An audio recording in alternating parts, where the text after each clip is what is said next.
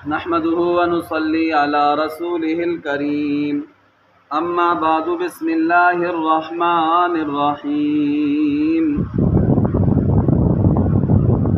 باب الكهانة الفصل الأول عن معاوية بن الحكم قال قلت يا رسول الله أمورا كنا نصنعها في الجاهلية كنا نأتي الكهان قال فلا تأتوا الكهان الى آخر الحدیث۔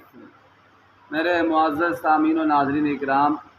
آج کے اس درس حدیث میں نے جو آپ کے سامنے ابھی حدیث پاک پڑھی ہے، اس حدیث پاک میں کہانت کا ذکر ہے۔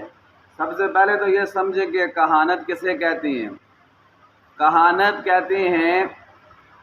کہ کچھ نشانیاں دیکھ کر مستقبل کی خبر دینا، غیب کی خبریں بتانا، کچھ نشانیاں دیکھ کر۔ نشانیاں کئی طرح کی ہیں، ستارے دیکھ کر، فال نکال کر، ہاتھوں کی لکیریں دیکھ کر، یا ویسے لائنیں کھینچ کر، حساب کتاب لگا کر مستقبل کے بارے میں خبر دینا، غیب کی خبر دینا کہ آئندہ تمہارے ساتھ یہ ہوگا،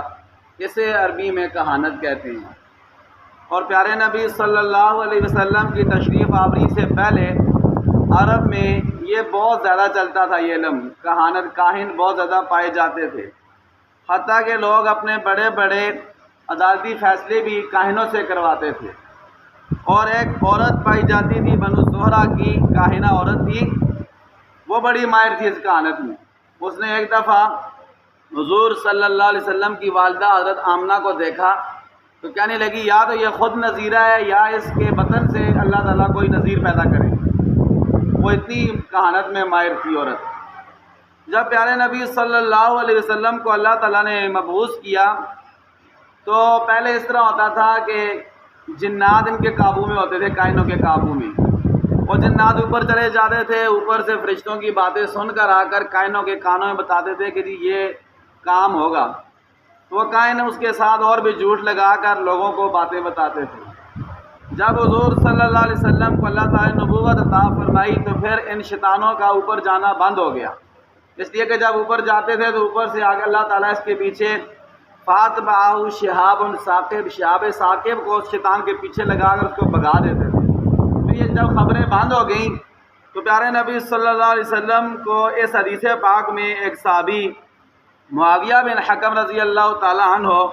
حضور سے کہتے ہیں کہ اللہ کے پاک نبی، ہم زمانہ جاہلیت میں بہت سارے کام کرتے تھے۔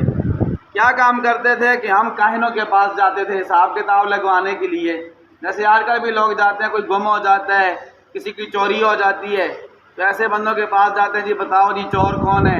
یا ہمارا جو بندہ گم ہوا ہے وہ کہاں پر ہے۔ تو پیارے نبی صلی اللہ علیہ وسلم نے انہیں فرمایا کہ فلا تأتوا الکہانہ، اے معاویہ بن حکم کاہنوں کے پاس نہ جایا کرو، کاہنوں کے پاس نہ جایا کرو، اس سے بندے کا عقیدہ خراب ہوتا ہے، اللہ تعالیٰ سے اعتماد اور توکل اٹھ جاتا ہے۔ اور پھر وہ صحابی کہنے لگے کہ کننا نتطیر،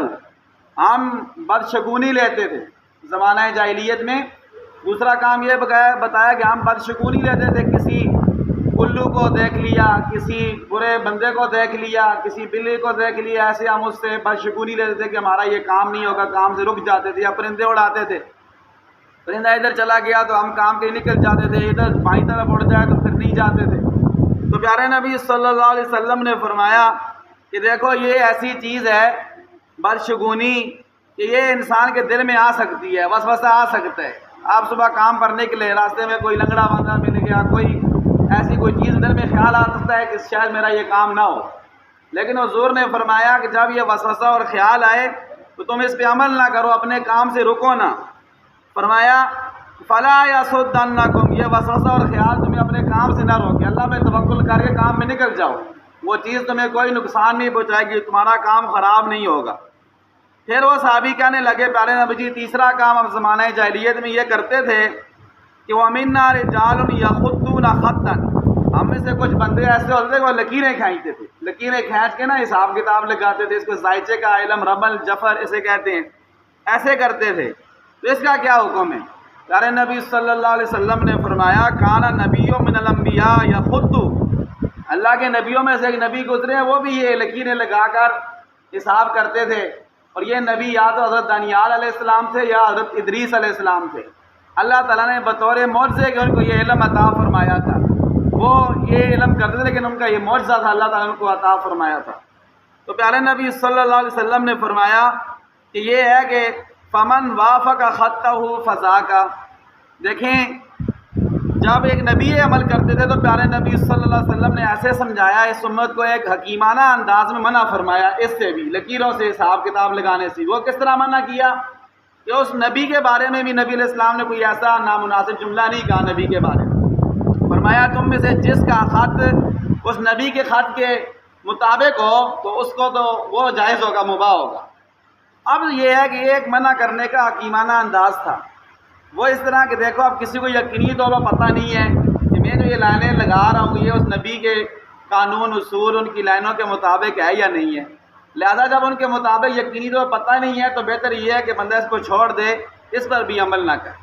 تو بس میرے محترم بھائیوں، اس حدیث پاک سے ہمیں یہ سبق ملتا ہے، یہ کہانت ستاروں کے ذریعے معلوم کرنا، جیسے اور لکھا ہوتا ہے اخباروں میں ستاروں کے ذریعے احوال معلوم کریں، فلاں کا فلاں ستارہ ہے، یہ کوئی حقیقت نہیں رکھتے ہیں، بدشگونی کی کوئی حقیقت نہیں ہے۔ یہ جو پتھر لوگ پہنتے ہیں، ٹھیک ہے، فروزہ دوسرے پتھر، ان کی کوئی تاثیر نہیں ہے، ویسے خوبصورتی کے لیے پہنے تو الگ بات ہے لیکن اس کا کوئی اثر نہیں ہوتا۔ اور اس طرح یہ لکیروں کے ذریعے حساب کتاب معلوم کرنا، یا جو ہے وہ کوئی چوری ہو گئی ہے یا کوئی گم ہو گیا ہے، کسی بندے کے پاس جانا تو یہ بتائے مجھے کہ چور کون ہے، ٹھیک ہے، تو یہ